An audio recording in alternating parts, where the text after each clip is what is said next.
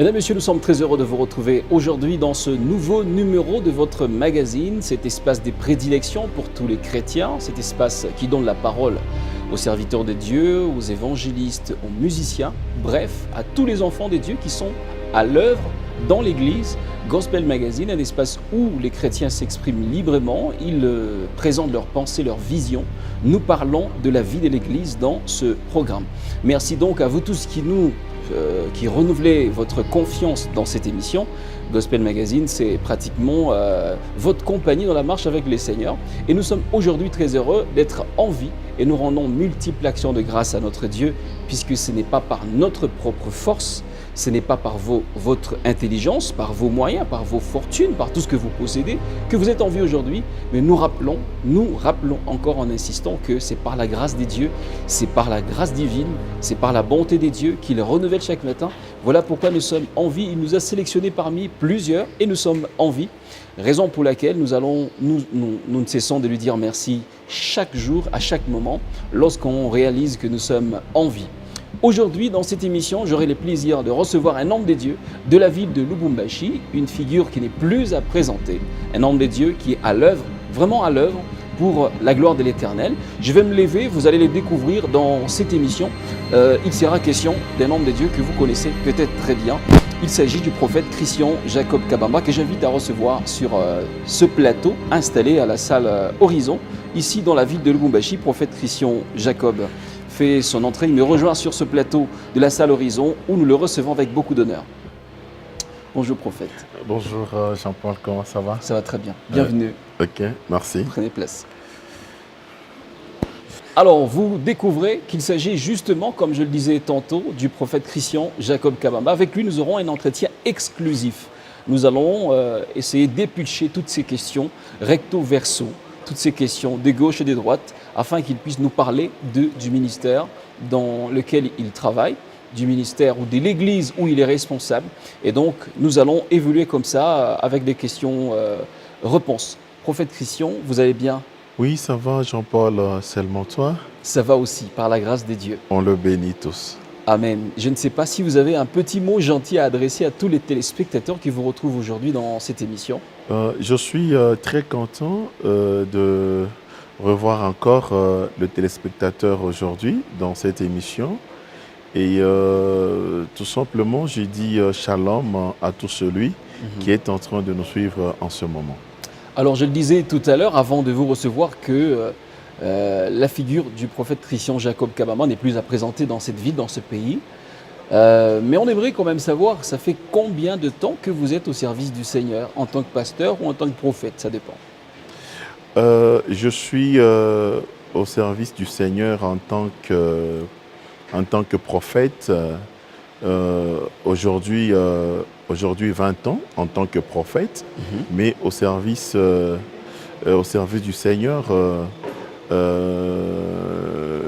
maintenant 23 ans. 23 ans. 23 ans. Alors, donc, la pastorale a précédé le prophétique?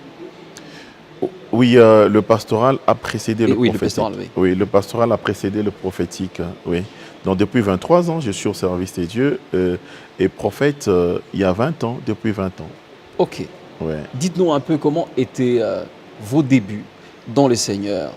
C'était pareil à ce que vous vivez aujourd'hui ou c'était, comme on dit, un faible commencement? Jean-Paul, les débuts, comme tout début, a toujours été faible. C'était vraiment un début faible. Et un début sans espérance aussi, hein, parce que, tu sais, je venais de terminer mes études humanitaires et juste quand j'ai terminé, et le Seigneur m'a confié maintenant cette charge. Alors je suis de l'Ikassi, je suis venu à Lubumbashi, commencer les études de la médecine. Je ne savais pas où j'allais. Tu sais, moi j'avais mes ambitions. Mes ambitions, c'était les études dans la médecine. Et d'ailleurs, je suis médecin aujourd'hui, juste pour informer nos téléspectateurs. Oui. Donc j'avais plus la vision sur les études. Et quand j'ai reçu cet appel des dieux, bon, j'y allais. C'était vraiment un début très faible, sans espérance. Je ne savais pas où j'allais arriver. Et c'est juste avec le temps et finalement, j'ai compris ce que Dieu voulait de moi.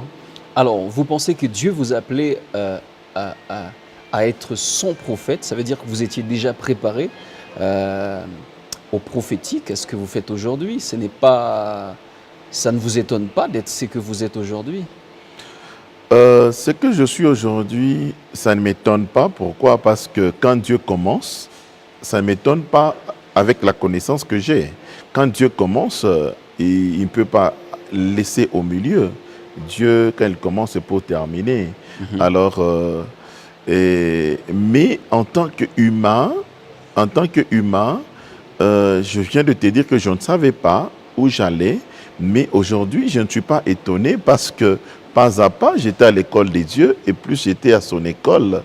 Et dans son école, je comprenais maintenant, parce que tu vois, quand, quand Dieu a appelé Abraham, Dieu lui a dit, voilà, je ferai de toi le père d'une multitude, le Absolument. père d'une nation. Mhm. Et Dieu lui a préparé. Il était dans l'école des dieux. Il n'est pas devenu directement le père de nation. Mhm. Donc, il était dans l'école des dieux. Et c'est comme ça aussi quand Dieu m'a parlé. Et au début, là, bon, je ne savais pas comment cela deviendra. Mais au fur et à mesure, j'étais dans son école, je commençais à comprendre et j'étais en train de suivre ses principes. Et là, maintenant, j'étais très rassuré que je deviendrais vraiment un grand prophète dans les nations. Alors, l'appel est venu comment? Dans un songe où quelqu'un est venu vous parler, vous prophétiser? Ou c'est venu de votre père? Parce qu'il faut dire que votre papa, biologique, est pasteur. L'appel est venu de plusieurs sources. Dieu a utilisé plusieurs sources pour convaincre la personne qui l'appelait. Il y a eu des prophéties, il y a eu des songes, euh, il y a eu même des messages bibliques. Tu pouvais être là, tu entends une prédication qui correspond à une prophétie que tu as reçue, qui correspond à un songe que tu as reçu ou quelqu'un d'autre a reçu. Donc Dieu a utilisé plusieurs voies pour arriver à me convaincre à cet appel. Très bien. Mhm. Et cela a été confirmé par d'autres serviteurs de Dieu aussi à la longue, durant votre cheminement. Même jusqu'aujourd'hui, Dieu continue encore à confirmer cela. Même Mhm. le 20 ans que j'ai dans ce ministère Ouais, au prophétique, service. Dieu continue toujours à confirmer. Et Mhm. je pense que je comprends qu'elle continue à confirmer. C'est pour me garder dans la ligne. Et le 20 ans, je suis ce que je suis, mais d'ici 30 ans, ça ne sera pas ça. Dieu ne va pas s'arrêter aujourd'hui à 20 Mhm. ans. Alors, Mhm. il continue toujours à me parler. C'est pour attirer mon attention que je garde le regard fixé sur lui. Alors déjà, jeune prophète à l'époque, prophète Christian Jacob Kabamba, après son appel, prophète, n'est-ce pas? Dieu a commencé à vous utiliser. Est-ce que on peut dire aujourd'hui que c'est à la même proportion qu'hier, le Christian Jacob Kabamba d'hier, jeune au ministère, et celui d'aujourd'hui, c'est pareil? Non, ce n'est pas la même proportion, parce que si c'était la même proportion, donc avant 20 ans, je pense que les nations connaîtraient déjà le prophète Christian. Alors vous comprenez qu'avec moi, que la proportion, elle est en train de monter jour pour jour, mois pour mois, année par année, euh, avec beaucoup d'expérience dans le ministère et la proportion est en train vraiment d'augmenter. C'est comme aujourd'hui. Je ne suis pas le prophète Christian qui, il y a 10 ans, il y a 5 ans. Tu vois, dans le service de Dieu, il y a beaucoup d'expériences, beaucoup de choses que nous rencontrons avec lequel, comme de matériel avec lequel que Dieu est en train de nous former. Ce qui fait que la proportion aujourd'hui, elle n'est pas comparée avec celle avant 20 ans. Mhm. Bien. Et durant votre marche avec le Seigneur, bon, je veux dire, avant d'en arriver justement, à quel niveau vous vous situez dans le ministère prophétique? Pour vous, c'est venu comme un don ou c'est venu comme un ministère? L'appel, Non, l'appel non, tu veux dire l'appel prophétique que j'ai. exactement. L'appel prophétique, c'est un ministère, c'est pas un don. Moi, j'ai reçu l'appel du ministère prophétique, pas un don prophétique. Ça veut dire? Ça veut dire, lorsqu'on parle d'un don, le don, son origine, c'est le Saint-Esprit. Et le don, on le donne à tout chrétien. Dieu donne le don à tout chrétien. Mais le ministère, l'origine, c'est Jésus-Christ, mais Dieu les donne maintenant à l'Église. C'est-à-dire, c'est une charge. Le ministère, c'est une charge que Dieu donne à l'Église pour un travail international, pour un travail partout, mais le don est local, vous comprenez? Il est local et il est périodique. Mais le ministère, c'est vraiment une charge pour l'Église, et aussi internationale. C'est ainsi que vous allez voir, quand vous parlez du don, il y a les destinataires qui est tout chrétien, et quand on parle du ministère, on voit l'Église. Et à l'Église, là, Dieu choisit. Maintenant, les hommes, c'est ainsi qu'on dit, il a fait des uns apôtres, prophètes, docteurs, et ainsi de suite. Donc, c'est ça la différence entre un don de la prophétie et un ministère prophétique. Donc, le prophète chrétien, il est international. C'est-à-dire, partout où je peux arriver, donc j'ai la charge, j'ai la mission et d'opérer, d'œuvrer dans le prophétique, dans le ministère prophétique. Parce que c'est pour l'Église. C'est pour cela, quand vous voyez même mes croisades, mes actions, je les fais dans deux coins différents. Oui. Et dans les coins différents, je suis le même prophète Christian Jacob. Ok. Oui. Très bien. Alors, dites-nous un peu, durant votre marche, votre histoire avec les Seigneurs, parce qu'on peut parler d'un parcours, vous avez commencé, vous avez, n'est-ce pas, échelonné, vous avez grimpé des années, vous avez, n'est-ce pas, reçu d'autres expériences avec les Seigneurs. Mais dites-nous, qu'est-ce qui vous a marqué dans ce parcours avec les Seigneurs, dans votre ministère de prophète ou ministère prophétique? Quelles sont les œuvres qui vous ont étonné, qui vous ont marqué personnellement? Les œuvres qui m'ont marqué dans ce parcours, d'abord, c'est cette façon-là de convaincre facilement lorsque vous parlez, la manière que Dieu m'utilise quand j'arrive. Il y a des choses que Dieu fait, et même moi personnellement, ça m'étonne. Moi personnellement, ça m'étonne parce qu'il m'envoie d'aller travailler. Je vais arriver, je commence le travail et tout d'un coup, en plein travail, vous allez constater une dimension qui trouble même l'auditoire ou la foule de gens qui sont là. Donc, je vais parler de plusieurs âmes qui se sont converties à charge du ministère que Dieu m'a donné. Il y a beaucoup d'âmes qui se sont converties. Ça m'a vraiment beaucoup marqué par la manière de travailler. Il y a de miracles qui dépassent le scientifique, donc qui dépassent la science, c'est ce que je veux dire. En parlant de miracles, quel est le miracle le plus étonnant? La guérison du cancer, par exemple. La guérison du cancer. Moi, j'ai déjà vu un cancer diagnostiqué à l'anapathe. Et ce cancer, il y a eu le cancer de col, le cancer de sein, il y a le cancer de l'œil, beaucoup de cancers. Moi, personnellement, j'ai les images, j'ai vu, et j'ai vu des résurrections. Parce que moi, j'ai vu, oui, dans mon ministère, il y a eu plusieurs fois des résurrections. Moi, je connais quelqu'un qu'on a mené déjà à la morgue. On était en train de l'amener à la morgue parce que il avait le prophétique sur lui et sur elle. C'était une dame. Et juste on a amené à la morgue pour déposer après. Et la personne est ressuscitée. J'ai vu des gens dans l'église qu'on a menés morts. On les dépose à la chair et ces gens ressuscitent. Donc, il y a eu plusieurs miracles, des guérisons de VIH du sida, bien contrôlées par des médecins.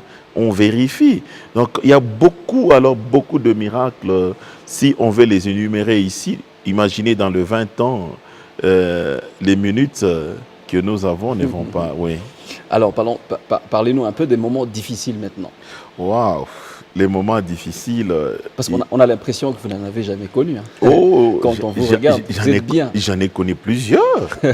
J'en ai connu plusieurs. Et j'ai compris que c'était l'école des dieux. Aujourd'hui, je ne suis pas tombé du ciel, je suis humain, je vis parmi les hommes. J'ai connu des moments très difficiles, des moments très difficiles.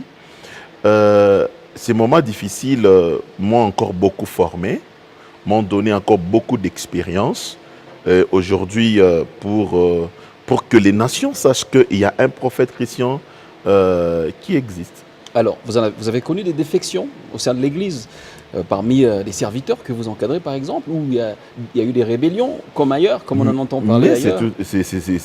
c'est tout à fait normal. Vous savez, on est humain, on a des gens qu'on a formés, et puis et des gens qu'on a servis, et après, ces gens, ces gens deviennent des adversaires dans le ministère. Bon, on en a connu, on a trouvé que c'est normal dans le parcours avec les seigneurs. Ça ne vous a pas choqué, ça ne vous a pas affaibli un peu? Non, Parce que bon, quand choqué. vous avez des gens qui sont à côté de vous, que vous avez formés, et du coup, du jour au lendemain, ils se transforment en ennemis. Bon, choqué, oui, en tant qu'humain, mais pas affaibli. En tant qu'humain, oui, choqué, mais affaibli, non. Par contre, ça m'a encore donné beaucoup de connaissances, comment je devais encore ajuster et voir comment bien former les autres qui sont là. Alors, avec la vague de jeunes prophètes qui arrive, lorsqu'on parle de 20 ans, on ne peut pas dire que le prophète Christian Jacob Kabamba est quand même un jeune dans ce domaine-là. Mais il y a eu, depuis 10 ans, 7 ans, 5 ans en arrière, une sorte de vague de prophètes, des jeunes prophètes qui sont rentrés au service du Seigneur. Ça, je pense que vous êtes au courant. Vous avez vu quand même qu'il y a eu beaucoup de jeunes prophètes. Et après un moment, on a senti qu'il y a eu des bavures qui se sont enregistrées. Ce qui fait que on accuse le prophète, le prophète en général, des menteurs, des gens qui divisent les familles, des mariages, des gens, des escrocs aussi des menteurs. Est-ce que vous, aujourd'hui, avec tout ce qui se passe, cette image du prophète qui est présentée autrement, ce qui ternit d'ailleurs l'image du prophète, est-ce que vous êtes fier de vous présenter en tant que tel? Je suis trop fier de me présenter en tant que prophète des nations, Christian Jacob Kabamba. Vous savez, avec tous les bavures, les aventures, avec la vague de prophètes, tel que tu l'as dit, c'est tout à fait normal que les gens puissent traiter de prophètes en général, des menteurs, de ceci, des voleurs, des escrocs. C'est tout à fait normal parce qu'ils ont été escroqués, ils ont été mentis. C'est tout à fait normal. Vous n'allez pas bloquer quelqu'un qui a été sujet d'une escroquerie d'un soi-disant prophète, de ne pas se plaindre, de ne pas crier, de ne pas se défendre de sa façon. C'est tout à fait normal que quelqu'un puisse se défendre parce qu'il a rencontré un aventurier, un menteur et ainsi de suite. Donc, c'est son droit de traiter tel qu'il peut traiter. Mais le jour où il va rencontrer un vrai prophète qui craint les seigneurs, qui est dans sa mission, qui est dans sa charge et qu'il découvre la vérité de Dieu dans ce prophète, je pense que cette personne changera d'opinion. Vous savez, Dieu travaille et le diable aussi travaille, ça n'oubliez pas. Il y a eu des anges qui se sont rebellés, que le diable, la Bible dit en Apocalypse, le diable a entraîné tout un tiers des anges. Vous comprenez? Ils étaient anges, ils ont été entraînés, mais il y a les 2 tiers qui sont restés. Alors, ce que je peux dire aux autres, si ils ont été mentis par 2 ou 3, donc ce n'est pas... D'ailleurs, j'ai dit les 2 tiers sont encore avec Dieu. Okay. Oui, il y a des prophètes, les 2 tiers qui sont là, c'est un tiers qui s'est rébellé, mais les 2 tiers sont là. Peut-être les autres ont rencontré le 1 tiers, mais les 2 tiers, ils ne les ont pas encore rencontrés. C'est pourquoi je dis que je suis fier de me présenter prophète des nations, Christian Jacob Kabamba. Sans se rébiffer, sans pour autant avoir des doutes sur quoi rien que ce soit. de doute dans le 20 ans avec tout ce que nous sommes en train de connaître avec le Seigneur. Encore mettre de doute aujourd'hui.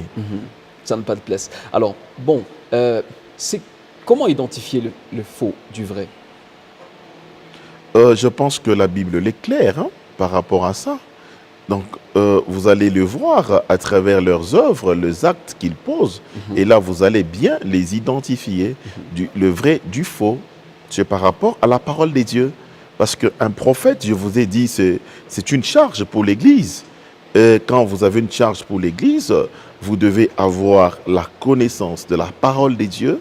Vous devez avoir la parole de Dieu en vous. Et cette parole que vous avez en vous, vous-même, vous êtes le modèle face à cette parole. C'est par rapport à ça que vous pouvez distinguer le vrai ainsi que le faux. Alors tout à l'heure, vous avez en parlant des expériences, des choses qui vous ont étonné durant votre parcours avec le Seigneur, des miracles extraordinaires, des choses qui troublent l'entendement humain. Et vous avez parlé des résurrections, des guérisons miraculeuses, du cancer, du sida, de maladies compliquées. À la limite, des maladies, c'est incurable, selon la médecine. Ouais. Alors, est-ce que vous êtes aussi informé qu'il y a des prophètes qui font le montage de miracles en termes de résurrection, en termes de miracles, en termes de gens qui sont perclus, des personnes des boiteux? Oui, je suis informé de ça, mais si aujourd'hui vous regardez ce prophète, ils font combien de temps de marche dans ce qu'ils font? C'est juste quelque chose qui est éphémère de quelques minutes et puis après vous les découvrez. Après vous les découvrez, mais moi je pense que quand vous regardez le prophète Christian, vous regardez son parcours. Son parcours, tout ce que le prophète Christian fait, c'est médiatisé, c'est-à-dire Très médiatisé d'ailleurs. c'est médiatisé. Il y a des familles qui sont là, des familles qui sont là, qui témoignent de leurs frères, de leur papa, de leur oncle qui avaient le cancer et le cancer est terminé, qui avait le VIH terminé, qui était mort et il ressuscite. Et je te dis que dans mon ministère, ce n'est pas une seule résurrection. Il y a eu plusieurs résurrections. Alors, s'il fallait monter toutes ces résurrections, vous comprenez. Donc, ceux-là qui ont eu à faire des montages, aujourd'hui, ils ne sont plus sur la scène. On a fini toujours par les découvrir. Oui. Et vous comprenez. Donc, le vrai demeure toujours. Le vrai, ça demeure. C'est ce qui fait qu'aujourd'hui, c'est 20 ans maintenant. Ah ouais. Alors, au côté, on va y aller comme ça, puisque je pense que nous avons un point où on va arriver, parce qu'il s'agit de 20 ans d'expérience au service du Seigneur, dans cette ville, dans ce pays. Mais aux côtés de ceux qui font le montage, qui font le mensonge, qui sont en train de duper les gens, de dribbler les gens, le montage de prophéties aussi, même de miracles, et même de tout ce que nous connaissons. Il y a l'occultisme aux côtés de tout ça. Ouais, l'occultisme. Ouais. Est-ce que vous êtes conscient que l'occultisme travaille aussi dans ce domaine-là? Je suis très conscient que l'occultisme aussi travaille. Pourquoi? Je venais de vous dire que le diable ne baisse pas le bras. Ouais. Vous comprenez? Ouais. Il a vécu au ciel, il connaît comment Dieu fonctionne. Et c'est ce qui fait quand il a entraîné le 1/3. Tout ce que l'occultisme, les faux, tout ce que vous voyez là, c'est le 1/3. C'est le diable qui fonctionne avec l'occultisme. Mais je vous dis que Dieu est resté avec le 2/3. Moi, je pense que c'est un message que le peuple des dieux doivent comprendre. Mais il ne faudra pas, parce qu'il y a eu de faux, il y a l'occultisme qui fait. Et vous allez voir que l'occultisme, à un certain moment, arrive à un niveau, ils échouent. Ce qui fait que on a des gens qui sont venus de l'occultisme vers le christianisme. Ils sont venus se repentir et aussi naître de nouveau dans le christianisme. Pourquoi? Parce que le christianisme a un temps bien fixé. Même lui-même, Dieu dit qu'il a peu de temps, sachant qu'il a peu de temps, et c'est pour ça qu'il est en train de travailler avec vitesse. Et vous comprenez, ce qui fait que vous voyez aujourd'hui des catcheurs, quelqu'un qui était dans le catch et autres là, qui est en train de faire des fétiches pour que les autres aient la maternité, et ainsi de suite. Après un temps, vous voyez cette personne-là venir à Christ se convertir.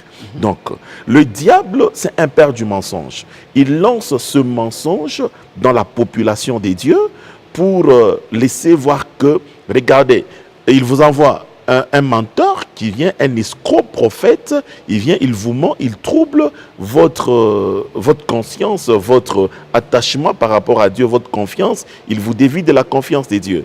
Et aussi, il va amplifier cette mauvaise nouvelle pour empêcher aux autres aussi de croire que Dieu existe. Vous comprenez? C'est ça le travail que le diable est en train de faire. Oui. Mais moi, j'aimerais que le peuple des dieux puisse comprendre que le diable n'a pris qu'1/3 seulement, mais 2/3 est resté avec Dieu.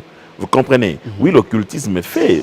Nous disons, bon, Dieu est là, il est tout-puissant, parce que tous ces gens qui vont vers l'occultisme, à un certain moment, ils sont bloqués parce que ce n'est pas long chemin. Oui. Et quand ils reviennent vers nous, du côté Dieu, ils découvrent que non, ici il y a la vérité, Dieu existe réellement, Dieu fait réellement. Et vous comprenez que le diable, petit à petit, Dieu est en train de les dépeupler. Moi, je suis confiant en Dieu, que Dieu va finir par triompher et le diable finira toujours par se mettre à genoux. Donc, je suis conscient que l'occultisme est là, ils opèrent, mais c'est pour peu de temps. Dieu, il est là, il continue, parce que vous avez connu beaucoup de féticheurs, beaucoup d'occultistes qui se sont répandus. Moi, dans mon ministère, j'ai reçu des occultistes plutôt, qui sont venus se repentir et déposer tout ce qu'ils avaient. Des catcheurs, moi, j'ai reçu et j'ai prié sur leur délivrance. Aujourd'hui, ce sont des chrétiens. Donc, que la population des dieux se calme. S'il y a le faux, les vrais sont là. Alors qu'ils fassent confiance en Dieu, c'est ce qui est important. Alors, comment le prophète Christian Jacob Kabamba réagit face à ceux qui pensent qu'il est du côté des faux? Bon, moi je me dis qu'ils ont raison. Peut-être ils n'ont que rencontré de faux. Alors, ils disent qu'il est dans le faux. Mais je sais qu'un jour, lorsqu'ils vont rencontrer maintenant le prophète lui-même, ils vont comprendre que le prophète Christian n'est pas dans le faux, il est dans le vrai. Donc, ils ont raison. Ce sont des questions des gens que j'essaie de vous transmettre parce qu'il y a énormément de préoccupations des gens qui assimilent les œuvres du prophète Christian à ceux qui opèrent avec une puissance qui n'est pas des dieux, une puissance occulte. Voilà, donc puisque nous vous avons aujourd'hui, nous vous donnons la parole pour que vous puissiez réagir face à leur opinion, à leur jugement, en effet. Non, c'est ce que je dis. Je dis que ces gens-là, ils ont raison à leur niveau. Pourquoi je dis à leur niveau? Parce que peut-être ils ont rencontré des faux qui pratiquaient, qui utilisaient des puissances sataniques et autres, mais ils n'ont jamais rencontré un vrai des dieux, l'original des dieux, en train d'opérer avec la puissance des dieux. Et j'aimerais dire à tout ce monde-là que Dieu, il est au-dessus de toutes choses. Il est au-dessus de la puissance de la magie. Il est au-dessus. Vous l'avez vu avec Moïse et tous les magiciens égyptiens. Vous avez vu. Et les magiciens ont opéré, arrivé à un niveau. Ils ont été bloqués. Absolument. Et Dieu est allé au-delà. C'est ce que je dis à tout ce monde-là, de venir aussi essayer les dieux du prophète Christian Jacob. Il y a le commun de mortels, il dit que le prophète original, quand il dit le prophète original, c'est par rapport, ils ont goûté l'origine du ministère du prophète Christian Jacob. Il faut dire que vous avez reçu aussi beaucoup de surnoms comme ça. Non, c'est tout à fait normal. C'est tout à fait normal. Ça me fait du bien. Oui, en tant qu'humain, ça me fait du bien. Ok. Alors, entre la prophétie et l'évangile, qu'est-ce qui vient avant l'autre chez vous? Entre la prophétie et l'évangile, la prophétie est égale à l'évangile. Vous comprenez? Okay. La prophétie est égale à l'évangile. Là, je tiens vraiment à éclaircir l'opinion. La prophétie est égale à l'évangile. C'est pourquoi je vous dis que le ministère lui-même, le ministère est destiné à l'Église. Le ministère est destiné à l'Église. Ce qui fait que le ministère prophétique, c'est ça l'évangile même. Donc, ni l'un ni l'autre qui précède dans la prophétie, c'est ça l'évangile. Très bien. Je suis resté un peu... Ça veut dire que je voudrais avoir les sens des deux distinctement. Ça veut dire, c'est quoi l'évangile? C'est quoi la prophétie? Bon, moi je pense que quand tu parles de l'évangile, tu fais allusion aux Écritures. Exactement. Tu fais à la parole, au salut aussi. Mais la prophétie, le ministère prophétique est là pour les saluts. Je vais prendre un exemple. Tu es là, Jean-Paul. Voilà, tu es païen. Tu es païen coincé dans des problèmes, dans des difficultés, un païen endurci. Les évangélistes sont venus, ils ont parlé. Toi, tu t'es dit non, écoutez, on a beaucoup entendu parler de cette parole, tout ça. Mais Dieu va utiliser un autre moyen. C'est quoi? C'est la prophétie.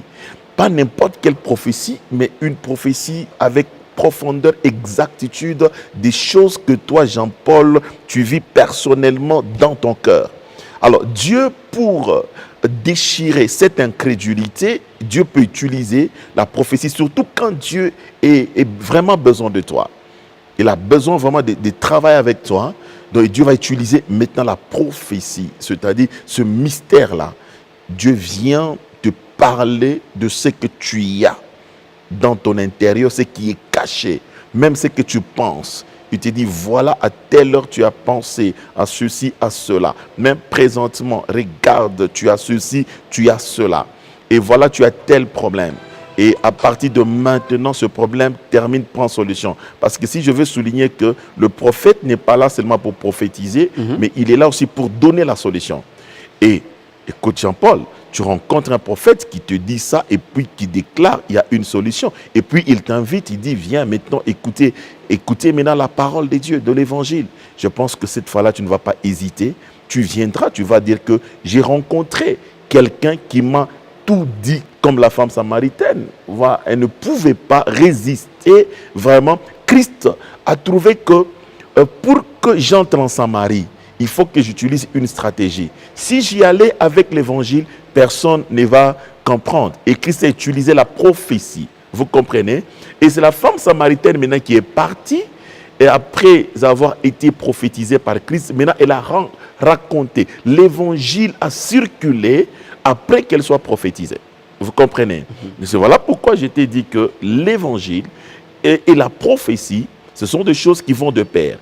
De pair, pourquoi même le prophète lui-même, il doit avoir la connaissance de cet évangile.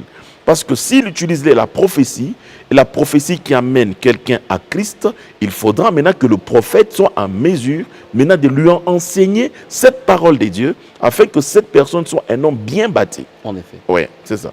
Gloire à Jésus. Ouais. Mesdames, Messieurs, je rappelle que nous recevons aujourd'hui sur ce plateau de Gospel Magazine le prophète des dieux, le prophète Christian Jacob Kabamba. Avec lui, nous sommes dans un entretien exclusif. À l'occasion, bien entendu, il faut le souligner, du 20e anniversaire du ministère ou de l'Église. Oui. C'est quoi? Du ministère ou de l'Église?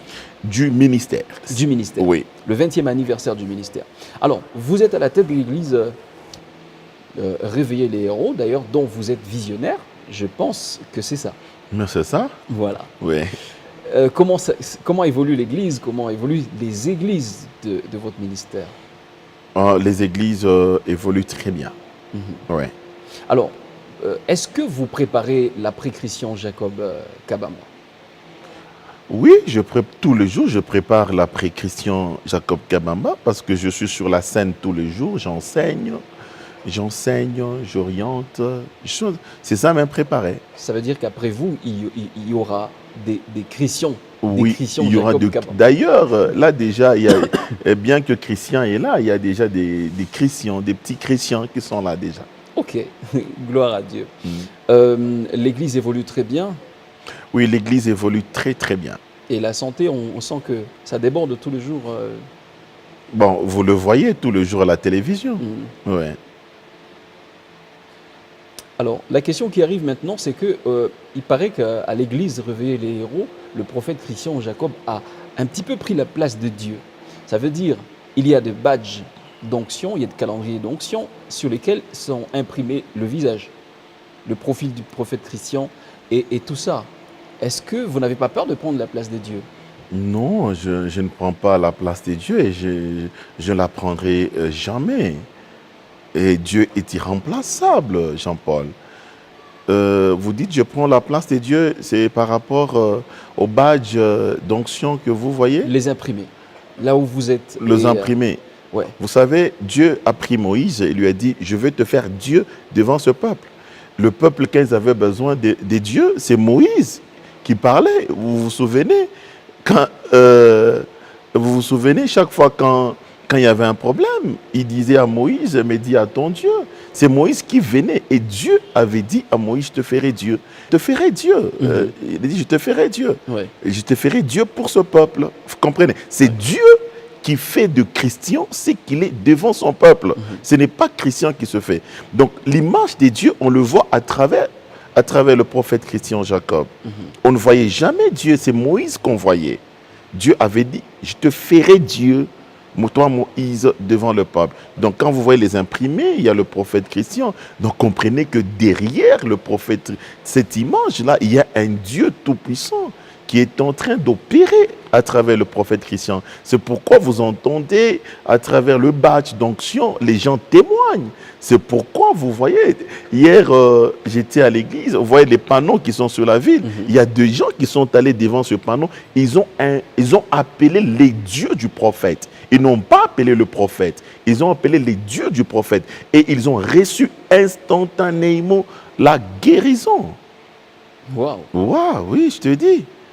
Donc, je ne prends pas la place de Dieu, mais je suis un serviteur de Dieu, un envoyé de Dieu. Ne sentez-vous pas qu'il y a des risques de se substituer à Dieu? Impossible, mon frère. Impossible. C'est substituer à Dieu, mais il va retirer le souffle, les minutes qui suivent. Oui, donc c'est impossible. Alors, il y a tellement de réactions, des questions des gens. Dernièrement, on apprend une histoire très invraisemblable de Likasi. Je ne sais pas si on doit parler d'une sorte de rumeur, une poudre qui court très vite d'ailleurs. Ouais. On parle c'est un peu très superstitieux. Oui. On parle d'une histoire en rapport avec un fameux chat. Ok. Ça vous rappelle, ça vous dit quelque chose? Bon, c'est toi qui en parles. Alors dis-moi ce que tu as. Non, mais est-ce que vous êtes informé? Vous êtes informé. Mais dis-moi un peu c'est quoi et explique un peu. On parle d'une clairement. histoire là qui est autour d'un chat qu'on a pris, je ne sais pas moi, à tel endroit, mais je ne sais pas, est-ce que vous êtes informé d'une histoire d'un chat? Oui, moi aussi j'ai appris comme tu as appris aussi. Et qu'est-ce que vous en pensez quand vous avez écouté ça? Ah, quand j'ai écouté, j'ai beaucoup rigolé. Je me suis dit, On a parlé d'un chat qui vomit de l'argent. vous savez, c'est bien, ça fait du bien hein, aussi d'entendre de telles choses dans l'exercice du ministère. Moi, j'ai compris que bon, c'est comme ça le diable. Hein. Le diable fonctionne aussi. Il a aussi ses petites techniques d'essayer de décourager certaines personnes par rapport à leur attachement à la vision de l'homme de Dieu. Mais c'est rien, ça n'a rien fait. C'est une histoire qui a commencé puis qui a disparu. On peut Et considérer ce n'est ça, pas la première histoire, En la effet. première rumeur. Oui. Ouais. On peut considérer ça comme des bruits de bottes. Des bruits de Bon, bottes. oui, à Il Lubumbashi. n'y a rien de vrai. À Lubumbashi, il y avait eu l'histoire des Kassangiri qui n'existe plus. Aujourd'hui, maintenant, on apprend le chat qui vomit de l'argent à Likasi. Bon, et puis ça a disparu aussi vite. À Likasi, c'est vite parti et ça a disparu. Ok. Et d'ailleurs, quand cette rumeur-là est sortie, je n'étais même pas au pays. J'étais en plein voyage évangélique au niveau de Lusaka. Oui. Où j'étais dans une grande conférence et j'ai appris ça, j'ai vu la vidéo qui a circulé, bon, j'ai rigolé, j'ai dit, bon, ça y est encore aussi à Likasi, donc j'aime bien maîtriser les sorciers, tous les satanistes de Likasi. Ok, donc ils sont en panique. Oui, ils sont vraiment en panique. J'ai compris. Déjà, pour moi, quand j'entends ça, j'ai dit, donc il y a une forte panique. Donc, j'ai bien vibré. Ça, c'est terrible. C'est terrible. Alors, revenons un peu à l'église Réveiller les héros, et même dans toutes les croisades qui ont précédé, puisqu'il y en a une de grande croisade qui s'organise sur la ville, à l'occasion du 20e anniversaire de votre ministère prophétique. Revenons un peu à l'église. Dans votre ministère, on voit la présence de pommes d'onction, de l'eau d'onction, l'huile d'onction, je pense aussi, et toute une panoplie d'objets d'onction aussi qui rentrent en scène et qui sont commercialisés. Dans cela, au-delà de tout ça, c'est l'eau d'onction, du coup, et les gens sont guéris. Est-ce que le nom de Jésus n'est-il pas efficace dans votre ministère? Ah oui, le nom de Jésus n'est-il pas inefficace? N'est-il pas efficace? Donc, est-il inefficace? Voilà. Le nom de Jésus, il est très efficace, il n'est pas inefficace. Si vous voyez la présence de l'eau d'onction, la présence des pommes d'onction, d'ailleurs pour lesquelles vous avez des résultats et des témoignages.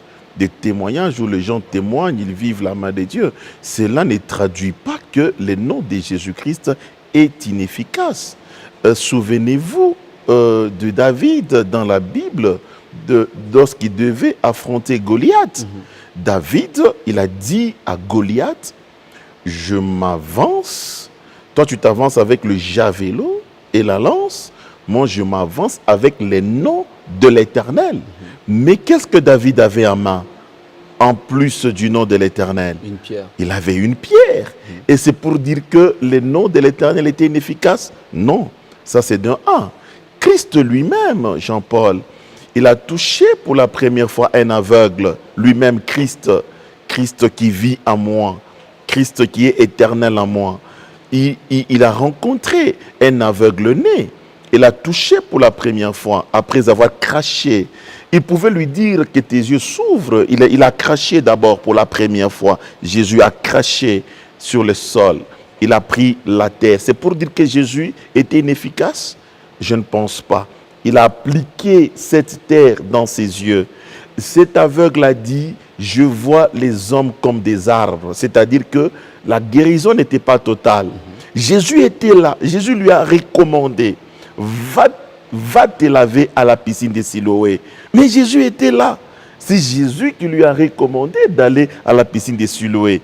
Mais est-ce que Jésus, donc Jésus était inefficace? Non. Vous comprenez que le ministère prophétique, c'est un problème d'orientation des dieux. C'est un problème de direction avec Dieu. C'est pourquoi vous voyez les gens qui sont fidèles aux recommandations de l'utilisation de l'eau d'onction, ils trouvent leur guérison, ils trouvent leur solution.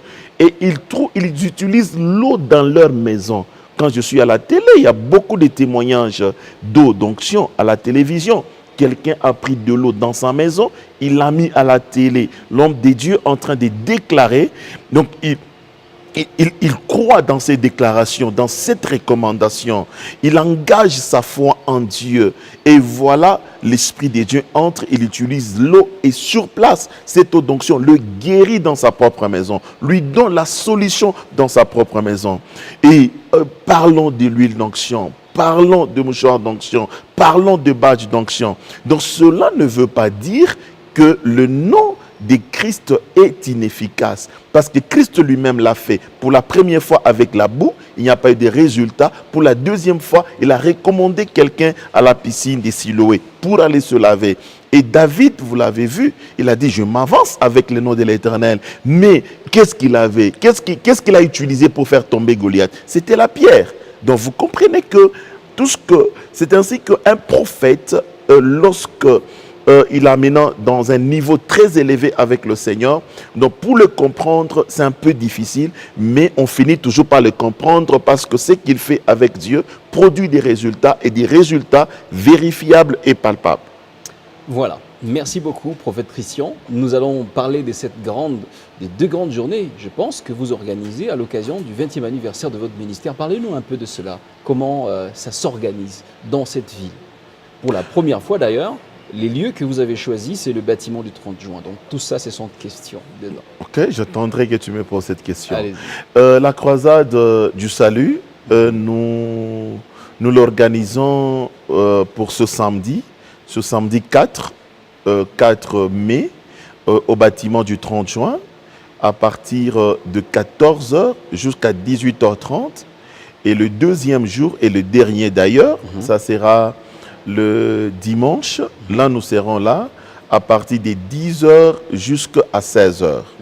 Pourquoi jusqu'à 16h? Parce que à 18h, à la fin de cette célébration de la croisade, nous aurons une soirée d'action de grâce par rapport au 20e anniversaire du ministère. Et aussi, je tiens à signaler que le même dimanche-là, ça sera maintenant mon anniversaire de naissance. Oh là là. Voilà. Mon anniversaire d'avance. Merci. Ça sera mon anniversaire de naissance. Alors, nous serons à l'hypnose avec quelques invités pour une soirée de grâce. Oui. Et donc, le dimanche, vous avez parlé de 2 jours? Oui, je dis le samedi, nous serons là, le samedi, le 4. Oui. à partir de 14h jusqu'à 18h30. Oui. Et le dimanche, nous y serons de 10h juste jusqu'à 16h juste. Alors, quel est le thème qui sera exploité pour la croisade, les deux grandes journées? Le thème qui sera exploité, Jésus-Christ est le même. Pourquoi? Pourquoi? Parce que Jésus-Christ, il est le même. Pourquoi ce choix, justement?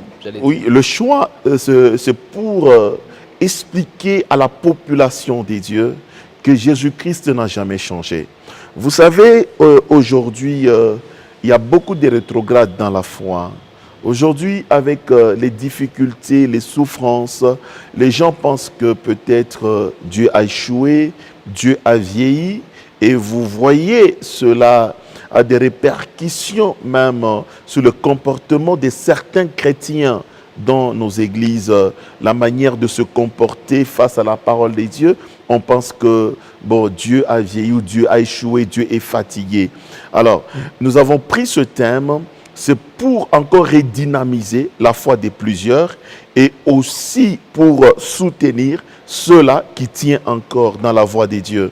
Vous savez, hier, quand je parle de hier, avec Abraham, avec les autres, Jésus a dit, avant qu'Abraham soit, moi j'ai fui. Exact. Vous comprenez? Christ, il a opéré, même au-delà d'Abraham, il était en train d'opérer. Et c'est pour cela qu'il dit que je suis le même hier. Hier, c'est avec Abraham. Vous comprenez? On a vu comment Christ a opéré avec Abraham, avec les autres, ainsi de suite. Et il a dit, je suis encore le même aujourd'hui. Aujourd'hui, on a vu Christ opérer, cette fois-là, lui-même, il était maintenant en chair humaine, Christ, physiquement. C'est ça, aujourd'hui de Christ. Physiquement, Christ était là lui-même, il a opéré pendant 3 ans. Il a travaillé pendant 3 ans et éternel. C'est là que Christ, maintenant, il a opéré, il est monté vers le Père, maintenant, il a laissé son esprit maintenant dans les hommes. Entre autres, le Pierre, les apôtres et les disciples. Aujourd'hui, les Pierre et les Paul ne sont plus là. Mais il y a une génération, une nouvelle génération. Maintenant, c'est la génération du prophète Christian Jacob Kabamba. C'est là que nous disons Jésus-Christ est le même éternellement. Vous comprenez? Donc aujourd'hui, Jésus, maintenant avec Christian Jacob, il a continué, il a travaillé avec le Pierre, c'est une génération. Après les Paul, maintenant nous sommes là, les Christian Jacob. Avant le Christian Jacob, il y a eu le Albert Loukoussa, il y a eu Jacques Vernon. Les gens de référence. Il y a eu les Kilouba, Wakilouba. Il y en a eu autant. Il y en a eu autant, vous comprenez. Oui. Et aujourd'hui, c'est Christian Jacob Kabamba qui continue avec le même Jésus hier, aujourd'hui et éternellement. Nous sommes dans l'éternellement maintenant avec Jésus. Voilà la raison de du choix de ce thème. Alors, vous, 20e anniversaire, moi je pensais que c'était plutôt bien de le faire en famille parce que ça concerne le ministère, le père et ses enfants. Vous avez choisi de célébrer en termes de croisade au bâtiment du 30 juin. Pourquoi? Un lieu public? Un lieu public, premièrement, parce que je suis prophète. J'ai un ministère prophétique. Je vous ai dit que c'est pour l'Église. C'est pour l'Église. Et quand vous voyez, je vous ai dit que ce ministère n'est pas seulement dans un coin, c'est au niveau international. Vous comprenez? Donc, il a fallu être à l'extérieur, d'abord, pour que tout le monde puisse aussi bénéficier de cette grâce, tout le monde puisse aussi goûter quand même de cette sauce du ministère prophétique du prophète Christian Jacob, et aussi, comme c'est en plein air, quelqu'un, les curieux qui passeraient par là, il va entendre cette bonne nouvelle, et ça va la toucher, et aussi il va donner sa vie à Christ. Et aussi, pour donner une dernière raison, vous savez que le bâtiment du 30 juin, c'est là que les grandes décisions de notre province sont prises pour faire aussi des propositions au niveau national. Alors, on a compris qu'on pouvait aussi accompagner notre province sur le plan spirituel, parce que c'est un lieu où il y a des grandes décisions qui se prennent. Nous nous sommes dit, nous pouvons aussi bâtir l'hôtel des dieux, qui va commencer à inspirer nos députés nationaux, provinciaux qui sont là-bas, dans des idées, tout ça, pour bien construire, encore bâtir notre province. Et pourquoi pas? Parce que les mêmes idées seront aussi filtrées au niveau national. Donc ça va aider tous les pays entiers. Voilà aussi l'une des raisons du choix du bâtiment du 30 juin. Alors on estime que l'impact sera aussi grand. L'impact sera très grand, je vous dis, par rapport à notre pays, l'impact par rapport à notre province, et par rapport aussi aux églises, par rapport aux chrétiens, l'impact sera très grand. Alors, nous allons peut-être terminer. L'avant-dernière question, c'est de savoir à quoi faut-il s'attendre durant ces 2 jours des croisades? À quoi on s'attend à quoi? Et qui sont invités à y participer? Et tout le monde est invité. J'invite tout le monde qui est en train de nous suivre dans cette émission. Partout où vous êtes, je commence à Kipushi, vous êtes à Kasumbalesa, vous êtes dans le périphérique de Lubumbashi, vous êtes à Likasi, vous êtes à Kolwezi, vous êtes dans le Katanga en général. Nous vous invitons à venir participer à cette croisade du salut qui est organisée au bâtiment, sur l'esplanade du bâtiment du 30 juin, en date du 4 mai, c'est un samedi, à partir de 14 h jusqu'à 18h30 et dimanche de 10 h à 16 h. Bien-aimés, vous êtes invités, hommes des dieux, vous êtes invités, ministres des dieux, vous êtes opérateurs économiques, vous êtes invités, païens chrétiens, vous êtes invités, ainsi que toutes nos autorités administratives, politiques, tous sont... Militaires, pourquoi pas? Militaires, donc les autorités militaires, administratives, politiques, tous, nous vous invitons à participer dans cette grande croisade. On s'attend à quoi? Qu'est-ce qu'il y aura durant ces 2 jours? Il y aura la parole des dieux, d'abord la parole des dieux, et cette parole des dieux, Paul a dit, sa prédication ne repose pas sur des discours persuasifs, mais sur la démonstration de la puissance, c'est-à-dire au-delà de cette parole qui sera prêchée, et la puissance des dieux se manifestera dans sa parole. On va terminer, je ne sais pas, vous voulez terminer par quoi? Puisque je pense que j'ai épuisé mon canevas de questionnaire.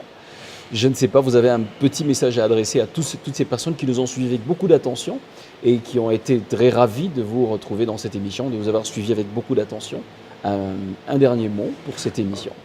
Un dernier mot, juste, je viens inviter tout le monde qui est en train de nous suivre en ce moment, que les gens viennent nombreux le vendredi, que les gens viennent très nombreux. Vous savez, il y a les gens qui ont suivi des films à la télévision, il y a des gens qui ont été dans des loisirs plusieurs fois, mais ces loisirs n'ont rien apporté à leur vie.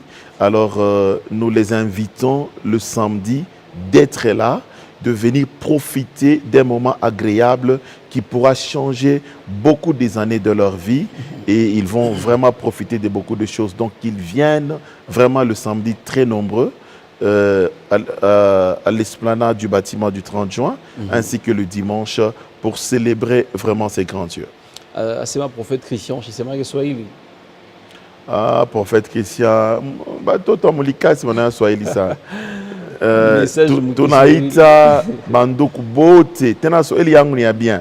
Ya Swahili facile. Très bien. Oui, tunaita banduku bote bale munatufuata kukasumbalesa, munatufuata Kipushi, munatufuata pembeni yote ya Lubumbashi, munatufuata Likasi, munatufuata Kolwezi, munatufuata Katanga yote mujima.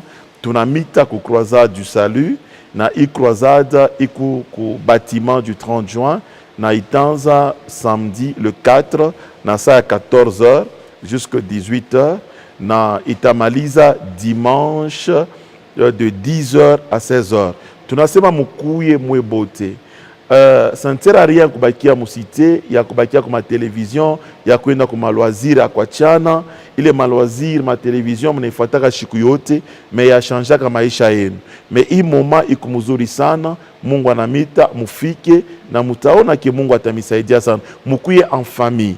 tonase bantu bote bakoye en famille, venez en famille, mukwe na barafiki, mukwe bote ko bâtiment du 30 juin. Kisha bagonjwa bote batabaleta. Unasema utakuwa na mgonjwa. Ule mgonjwa umuvike ngwa ya mweupe. Kama ni mgonjwa ukuye muvike ngwa ya mweupe, batamu identifier facilement na batamu classer fashi bateka bagonjwa juu ya kona gisi Mungu anaweza kubasaidia.